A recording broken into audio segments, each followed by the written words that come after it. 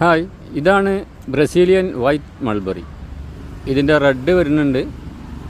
അപ്പോൾ ഇതിൻ്റെ വൈറ്റാണ് ഇപ്പോൾ നമ്മൾ കാണിക്കുന്നത്. ഇതിൽ ഒരുപാട് കായകൾ പഴുത്തിരിക്കുന്നുണ്ട്. ഇതിപ്പോൾ ഞാൻ പ്രൂൺ ചെയ്ത് നിർത്തിയതാണ്. അപ്പോൾ ഇത് എങ്ങനെയാണ് പ്രൂൺ ചെയ്യണത് എന്നുള്ളൊരു വീഡിയോ ഞാൻ ചെയ്തിട്ടുണ്ട്. അത് ഞാൻ ഇതിൻ്റെ താഴെ കൊടുക്കുക, അത് വേണ്ടവർക്ക് കാണാം. അപ്പോൾ ഇതിൽ കുറേ കായകൾ പഴുത്തുണ്ട്. അപ്പോൾ നമുക്കിത് ഒന്ന് ടേസ്റ്റ് ചെയ്യാം. ഇതിൻ്റെ റെഡ് ഞാൻ ടേസ്റ്റ് ചെയ്തതാണ്, ഓൾറെഡി ഒരു വീഡിയോയിൽ ഞാൻ പറഞ്ഞതാണ്. വൈറ്റിൻ്റെ അത്ര ഫ്ലേവർ പോരാ റെഡിന്. പുളിയൊന്നുമില്ല, പക്ഷേ ഒരു ഫ്ലേവർ ഇല്ലാത്തൊരു പഴമാണ് ഇതിൻ്റെ റെഡ്. പക്ഷേ വൈറ്റ് അങ്ങനെയല്ല.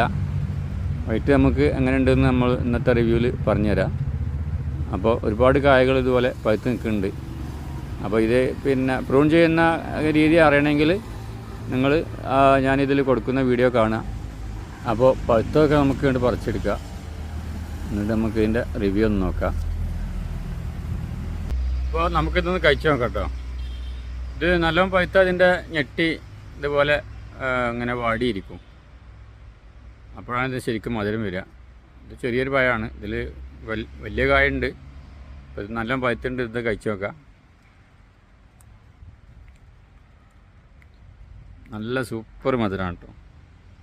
പക്ഷെ ഇത് ഇത്തിരി പഴുപ്പ് കുറവുണ്ട്. അതനുസരിച്ച് ഇതിൻ്റെ ടേസ്റ്റും വ്യത്യാസം വരും. അപ്പോൾ നല്ലോണം പഴുക്കണം. ഈ ഞെട്ടി ഭാഗം നല്ല മഞ്ഞ കളറായിട്ട് വരും. അപ്പോഴാണിത് ശരിക്കും പഴുക്കുന്നത്. ഇത് മധുരം കുറവുണ്ട്. പക്ഷെ പഴുത്തിട്ടുണ്ട്, മധുരം കുറവുണ്ട്.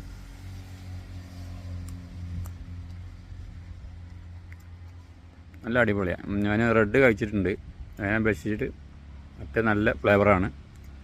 അപ്പോൾ ഓക്കെ, വീഡിയോ ഇഷ്ടപ്പെട്ടാൽ ലൈക്ക് ചെയ്യാനും സബ്സ്ക്രൈബ് ചെയ്യാനും മറക്കരുത്. Okay, by.